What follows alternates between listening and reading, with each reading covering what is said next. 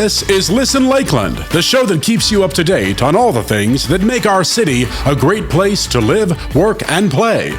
Today's host is the founder of Compass Smart Solutions with over 20 years of experience in educational leadership and management. And as the owner of Well Done Events Multimedia Services, she has established a solid reputation for helping businesses and organizations promote their message through digital marketing and branding strategies. Please welcome your host, Dr. Sallie Stone. Welcome to the good life. Thank you so much for joining us today. I'm Dr. Sallie Stone, and it's great to be hosting this month's episode of Listen Lakeland.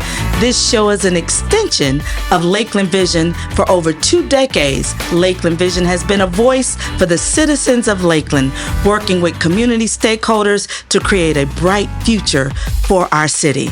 Today on Listen Lakeland, I am joined by Dr. Pam Craven from Learning Resource Center, the executive director, and it is such a pleasure and a thrill to have you joining me on today. Thank you so much. Thank you, Sallie, for inviting me. It really is an honor to share with you the Learning Resource Center of Polk County, and believe it or not, it's 50-year-old story. Oh my goodness, what an amazing journey I know that you have had. Why don't we get right into it and tell us about the amazing journey? Tell us the story about LRC. Okay. Well, although there's been many magical moments, it really isn't a fairy tale. It's more an epic tale. Remember that 9th grade lit class? And we learned that an epic had a quest. Yes. It had heroes. It had adventures and grand events. And it had something that happened in the end. And so with that, the quest, the challenges, the support of heroes, Absolutely. And the impacts to a larger community, that's where I'd like to start. Well, what an awesome quest has been. And so I'm certain that your quest has been a phenomenal mission and vision. And so tell us a little bit about that part. Okay. So once upon a time in the heart of Polk County, I love it. the quest took shape. And the quest was a dream that every child, and later on in our history, every adult, could have the learning, have the growth, and thrive in our community. It was early in the 70s, and with the help of the Junior League of Lakeland and with the Association of Children with Learning Disabilities from Winter Haven, a small volunteer group got together and established a volunteer program with free tutoring services. Wow. There was very little, if any, help in the classrooms for children who learned differently or were struggling. And so 4 years later, the federal government mandated that classrooms provide services for those things we know today as dyslexia, auditory processing, language delays, and other learning issues. We didn't even know the terminology then. And the journeys then began. The Junior League Board of Directors saw what a success this was and decided that other children needed to have that opportunity, and so they planted some seed money. The ESE, Exceptional Student Education Department at Polk County Schools, contacted the volunteers and said, if you will keep doing what you're doing, we'll sign a contract with you to work with our students in an after-school program or summer camps. That's amazing, because I think that is when I first became knowledgeable about LRC. And, as a principal within the school system, it was really evident that the work that you were doing was so necessary and needed. And as you said, with our exceptional students, and then being able to extend that into those areas where students were the least served. And I'm certain that you had to engage the community in ways that were probably not heard of before you came along. Yes, in many ways. A volunteer board was established and 501c3 papers were submitted and approved. And the Learning Resource Center became official for Polk County. Grants were sought. Tutors were recruited and finally paid for their work. We received funding from Department of Education, both at the federal government level and the state government level, from Disney and countless other foundations and organizations to fund programs for enrichment or remediation for children of our community. The heroes are those people that I'd really like to spend a minute talking about. I'm sure you have many of those, because I can't imagine that the heavy lift that you would need to do could be accomplished without so many different individuals coming to the table to help, push this vision forward. Absolutely. And it was all kinds of resources. It might be space to hold tutoring. It might be leftover office furniture. Yes. It might be people to come in as volunteers and help put projects together so that summer packets were ready, right, or after school experiences could be had. Yes, it was finances too. But I guess the biggest expenditure was time. Time. Oh, yeah. And those people like Dr. Dane Sawyer, a very well-respected pediatrician here in Lakeland, Jean Bunch, one of our historians of our county, Hilda McCarter, Jody Kane, Ginger Cannon, Joyce Barclay, and so many others provided that leadership, resources, and financial support. Now, if I recall, and this is in line with what you're sharing as far as volunteers, did a lot of the school district teachers and those get involved in the summer or to provide volunteer services and after school program services? Did you utilize school teachers, or who was your biggest use of working one-on-one with students? Those were our employees, and we were able to pay those folks. Today we have probably 350. Wow. Retired teachers, working teachers, professors, people who are in another field but maybe have an education degree or experience, and they work as independent contractors for us all over the county. These people, these heroes that were in our background and in our history, paved the way to be approved through the United Way of Central Florida as a service provider. And so in the late 70s, this began. And even today, 2 of LRC's signature programs, Academic Assistance and Camp Ready, are funded mainly through United Way contributions, whether it's through the campaign or special donations and gifts. And then shortly after that, LRC applied for accreditation through the Southern Association of Colleges and Schools. I'm very familiar with that. I had a vested interest in that part. Yes, ma'am. And we continue to maintain exemplary status today. It's really the education's good housekeeping seal of approval that we're doing what we're supposed to be doing the way we're supposed to be doing it. But you made a point, and I want to jump in just real quick here because I know that this is just phenomenal, what you've shared thus far. But what jumped out at me is you said in 1970 was when United Way was able to come on board as one of your major providers. The late 70s. The late 70s. I just have a question, and we've kind of touched on this in other areas, and when you and I have had opportunity to talk. But would you share one thing that has remained consistent in through your lens with education? Because if you go all the way back to the late 70s, and we are currently 2025, you've seen a lot, I'm certain. So what would you say is one key pivotal piece that has kept LRC at the forefront of being able to provide good quality support for students?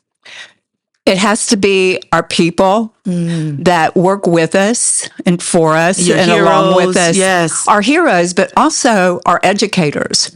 And so we're very picky about who comes to work with Learning Resource Center in our children and our adults. We serve people 5 years old through adult.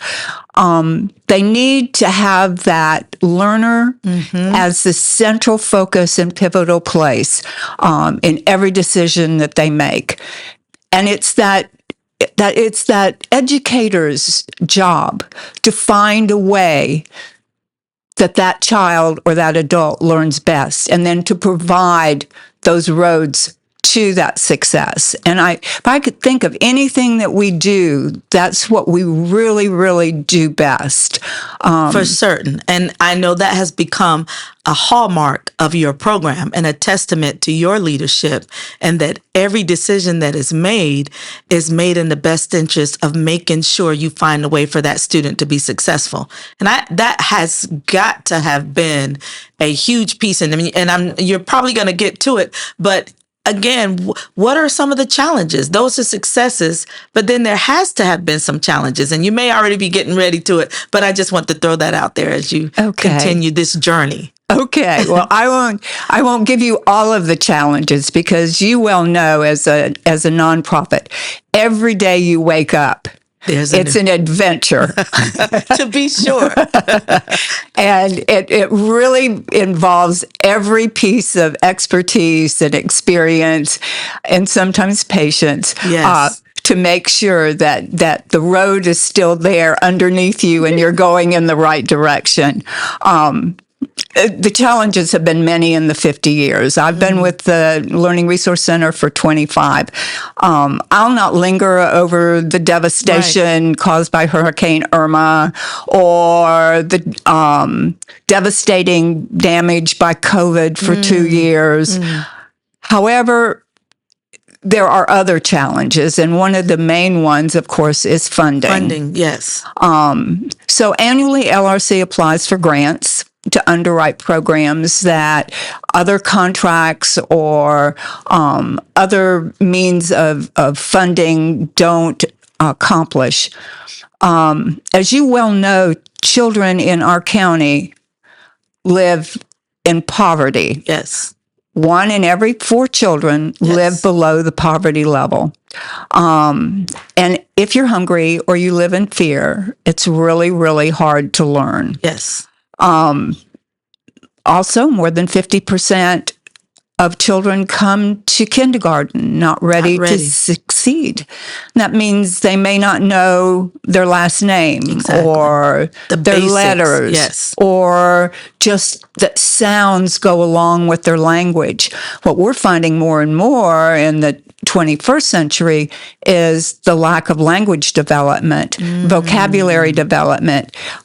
Parents aren't talking with their children. The computer is on. I was going to say that. The TV's talking. Or the computer is talking, or the phone is talking. And so in those wonderful areas such as the kitchen or the car or the bathtub where you've got those children encapsulated, what a wonderful way and time to talk, using words, getting them to use their words. We know that if children come to school with a sound vocabulary foundation, they're going to have much greater success at reading. Absolutely. And you know that we're still right at 50% of children in 3rd grade that do not read proficiently on grade level.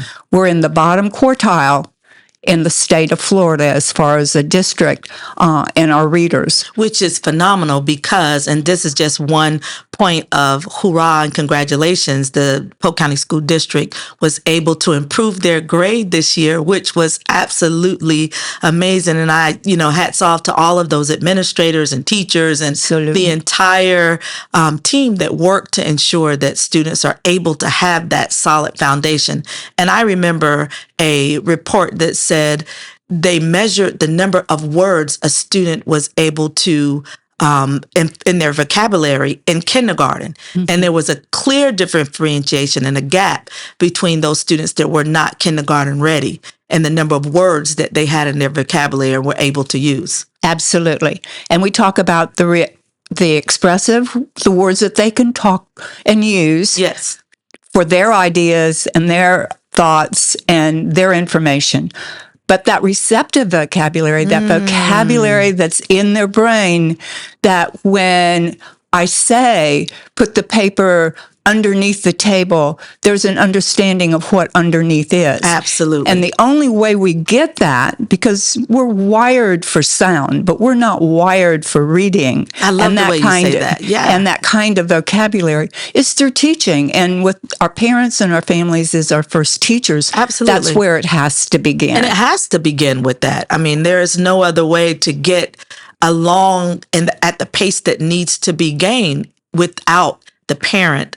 And that's been a long-standing thing, that the parent's the first teacher. So we need in our community, whether it's a learning resource center or what All of the above. Yes. all the other helpers that are out there, to work with our struggling students. Yes. We also have a lack of qualified ESE teachers, exceptional student education teachers. So schools do need help from their community partners. And we're facing severe cuts in government spending, Yes. and programs, supplementary programs like after-school programs, Which summer are so programs. beneficial. I mean, that additional intervention to support what's already being done in the classroom is critical. Exactly. But we're seeing that those programs paused, or possibly cut totally. Yeah. LRC depends on community support and gifts to sustain the quality and quantity of the work that they do. And I do think Polk County community recognizes the impact. Oh, yes. From the work. And that's an area that we really could do a whole lot better in. We don't shout it from the rooftops enough.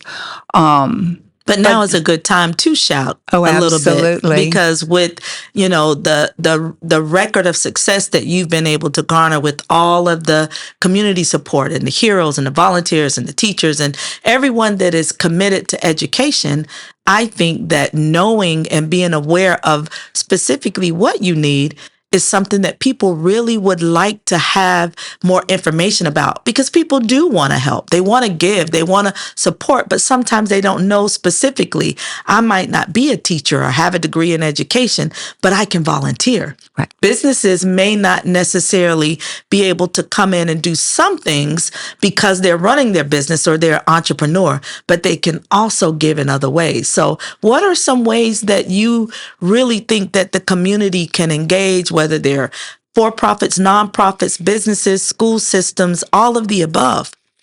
So we start at the very beginning with volunteers. Yes. We have fundraisers throughout the year. One of them is Pig Fest, that we are grateful to be one of one of the 6 nonprofits that help. And with that, we share in some of their proceeds. But we used 120 volunteers last year. Wow. Just for the work that we do there, such as driving golf carts and helping with the judging and all kinds of fun things. I've had the pleasure of volunteering, and it is a lot of work, but it is a lot of fun also. It is a lot of fun. Yeah. So we have just that, the time and the passion to come out and work for a particular project. We also have some of our businesses, such as Bank of Central Florida, Publix, Geico, come in and work on projects that might be maintenance. It might be the flower beds and putting mulch in, or it might be painting bookshelves. Yes, those are so needed, but you don't think about that. And those are very good things for businesses to be able to do. Absolutely. And Publix sent folks in this past spring to get us ready for our Camp Ready. So all the things that needed to be laminated and cut out and hole punched and that sort of thing, we had people in there helping to do that. That's amazing. With small staff of 4 full-time and 4 part-time, it's difficult to get those kinds of things done. Yes, it is. And so they help with Camp Readiness, which is one of your feature programs. What are some other programs that your volunteers and benefactors and philanthropy organizations have helped to support your the programs that you do? Okay. So we have a fairly new program. It's called Mid-Math. It's a summer camp, but it's for middle school students who are struggling in math. And we have a family foundation out there that this year gave us enough funds so that all of the students who enrolled for that class got to take that class without any fees.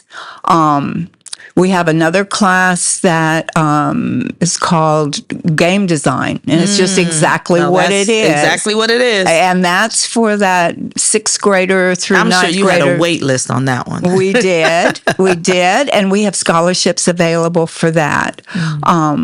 We have foundations such as the George Jenkins Foundation, Family Foundation, the Harold Foundation, and many single donors that provide scholarships for our students. So whether it's our small groups, such as our test prep, our SAT and ACT preparation classes, and we also do GED and GRE and LSAT and all the rest of the preps, but there are scholarships available for them. And I know a lot of the times and throughout my career, when I would refer people to LRC, I would let them know that, yes, it helps the student that is struggling, but it also helps the gifted student. It also helps adults. It also helps students who are looking to improve their scores for college readiness. And so I think that sometimes that we tend to look at things through one particular area, and struggling students is important. That is an area that needs attention desperately, but there are also opportunities to help those students that are ready to go. They just need a little gentle push. Well, and I tell students, especially my middle school and my high school students, all of us have needed help with our education at some point in time. We're not all good at everything. You need that coach. You need that person who's on your side, that cheerleader who's going to say, you need to hold your hand a little bit differently to throw that ball if you're going to get the pitch over the plate the way you want to do that. I love that analogy. So where talking about having a tutor maybe isn't as beautiful as some students might want to have it, having a coach, it sounds pretty good. It does. And you think about it, the best athletes, I don't, want to get into calling names, but, being that I hail from the University of North Carolina at Chapel Hill, home of Michael Jordan, right? Everybody needs a coach. The best athletes have coaches. And so that alone is something that students could tap into and buy into. It just helps improve even more. And so that is phenomenal that you've done that work. So many of it, I'm kind of watching the time that we have. This has just been extraordinary. And I appreciate so much being able, there are things that I have learned over the years about what you do. One of your fundraisers is my favorite, your Paint and Pour. Absolutely. At the Amazing Well here in Lakeland. At the Amazing Well. No, thank you so much for, just even the opportunity to collaborate and partner. I can imagine you have so many success stories, and you may be getting to that, but I want to hear a little bit more about, where do you think you have seen the biggest impact, and what are some of those stories that just resonate with you and come to the bubble up to the top and make us giggle with excitement? So it's fun to think about your favorite story, and sometimes it's like the flavor of the month. We're just getting off of our summer camps, and so we have improved student stories at every one of our programs. So it resonates really high with me right now, but I have a couple that I always are in the back of my mind that I will never forget, and one was Zion. I met Zion, a 6-year-old, fresh off the plane from China with no English and with no arms. And he walked into one of our summer camp programs, and you say, well, what happened? What did the other children think? They were amazed because Zion could throw a ball, hold a fork and eat his food, Wow. draw the most beautiful painting with his feet. He never criticized. He never was sad. He was always positive and there to help everybody else. Oh, he was wow. such an inspiration. And then there was Jackson. He walked in the first day one summer camp and crawled under the table at the front of the room and didn't come out. One of our amazing college counselors who worked for volunteer service hours crawled in under the table with him and sat there with him that morning, explaining what was going on, what the activities they were doing, who the people were he was seeing. Now, it was slow, but by the end of the camp, at the end of those 4 weeks, and parents were walking in the last day for the parent celebration to see what their children had learned and the performance that they were going to give, Jackson was at the door, shaking hands and saying, "Welcome." I love it. I absolutely love it. You gave me chill bumps. I mean, all the stories. I mean, Zion, that is not just a story of inspiration, but sheer determination.